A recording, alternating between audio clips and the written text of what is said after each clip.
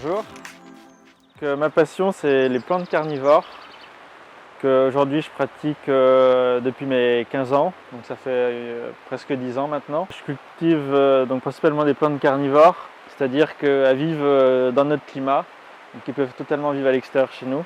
Ils peuvent résister jusqu'à moins 10 degrés quasiment, hein.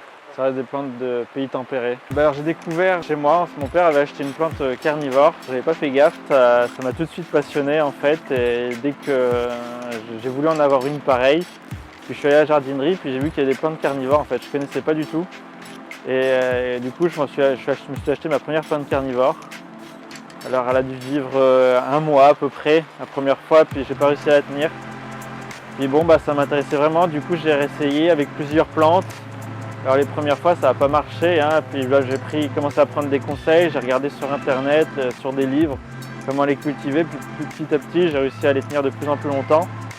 Puis au bout de 2 ans j'ai commencé à garder mes premières plantes carnivores vraiment et commencé à les cultiver. Alors j'ai vu qu'elles tenaient bien à l'extérieur, du coup j'ai commencé à faire une tourbière à l'extérieur, une petite tourbière avec 3-4 plantes, et puis j'ai commencé comme ça. Puis au fur et à mesure, j'ai ajouté de nouvelles plantes à ma collection. Et puis aujourd'hui, j'en suis là, quoi. Donc il y a plusieurs manières dont elles peuvent capturer les insectes.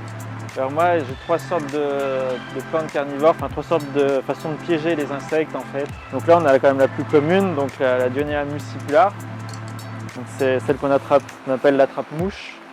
Donc elle capture les mouches tout simplement en se refermant sur l'insecte, hein, c'est la plus commune, hein, on la voit souvent. Après on a le style Drosera, donc les plantes comme ça, donc avec les poils collants.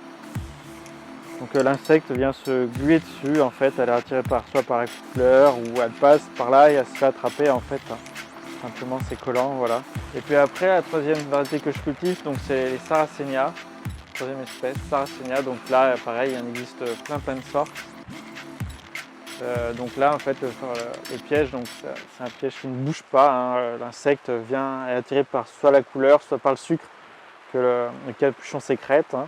L'insecte vient tomber dans le piège en fait, hein, qui est glissant.